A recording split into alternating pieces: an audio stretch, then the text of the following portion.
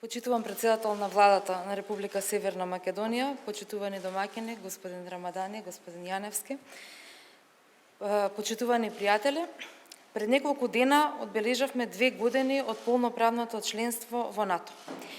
За нас тоа е датум од исклучително значење. Членството во НАТО значеше остварување на една изворна определба, водена од суверенитетот, од суверениот стратегиски избор, масовната граѓанска поддршка од страна на сите заедници во земјата и неподелениот политички консензус. После четврт век настојувања и сеопфатни реформи, Република Северна Македонија институционална стана дел од системот на вредности во кои верува и кои ги споделува. Но тоа не е крај. Напротив, тоа е почеток на едно ново поглавје за наш и за нашата држава.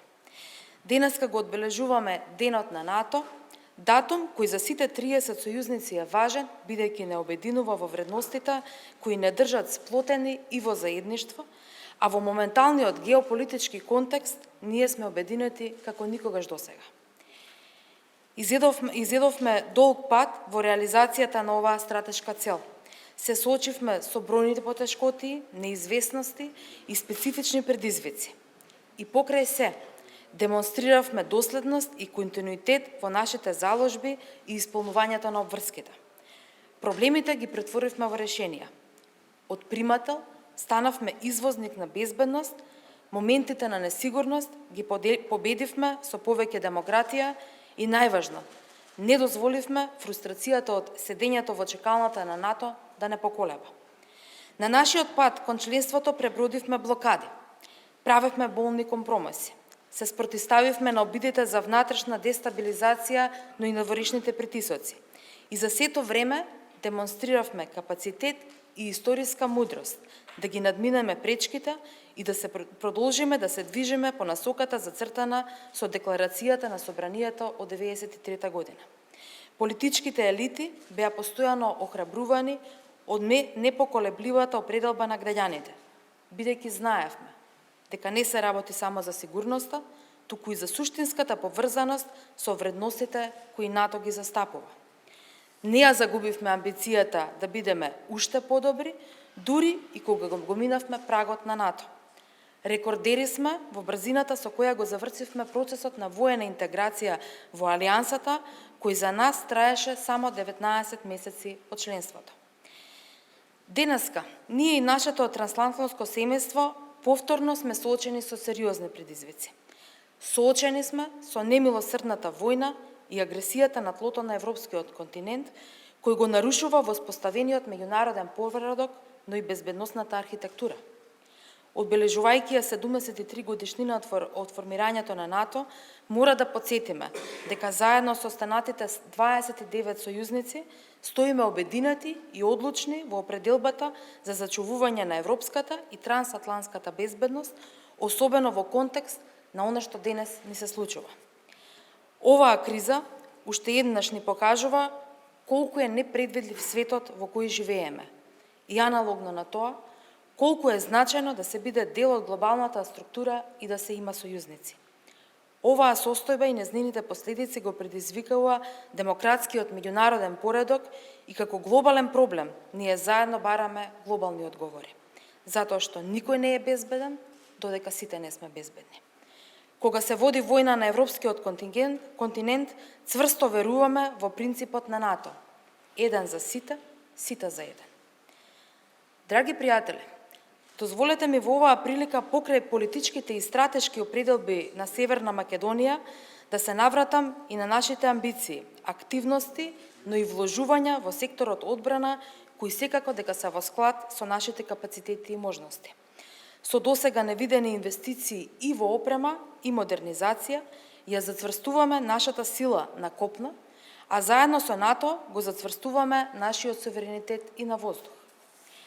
Нашата држава со над 30% од одбранбениот буџет наменет за опремување и модернизација стана дел од 24 сојузници кои веќе ги исполнија насоките од самитот на НАТО во Велс, а секако дека сме посветени да го исполниме и вториот критериум до 2024 година да одвоиме 2% од бруто домашниот производ за одбраната и армијата.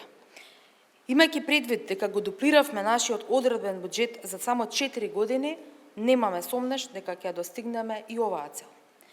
Безбедноста гарантира зголемување на економскиот раст. Членството во НАТО носи нови можности, нов пазар и побрз прогрес. Тоа представува нова можност за државата, но и гарант за нови инвестиции. Секако најголема шанса за нашата бизнис заедница и компаниите да учествуваат во големиот синџир на набавки и снабдување со производи и услуги за потребите на НАТО. Особено инспирирана од местото каде денес го одржуваме овој настан, праќам порака дека со зачленувањето на Република Северна Македонија во НАТО, покрај гаранциите за безбедноста, се обезбеди и сигурност за македонските компании при исклучување на нивните бизниси со странски компании. Се подразбира дека голем фактор при одлучувањето на било која компанија да започне бизнис партнерство со друга компанија е безбедноста и стабилноста на државата во која компанијата екзистира. Дополнително, со зачленувањето на Северна Македонија во НАТО се отвори и можноста за нашите компании активно да учествуваат на јавните набавки кои се објавуваат од страна на НАТО агенциите за набавки. Досега, постапката за регистрација за учество на НАТО јавните набавки ја имаат направено 13 компании, но јас, како министарка, ве охрабрувам и ве поканувам заедно да ги искористиме овие можности. За оваа цел, компаниите имаат вистински партнер во Министерството за одбрана, во чии рамки е воспоставен Центарот за поддршка на домашните компании за пробив на НАТО пазарот.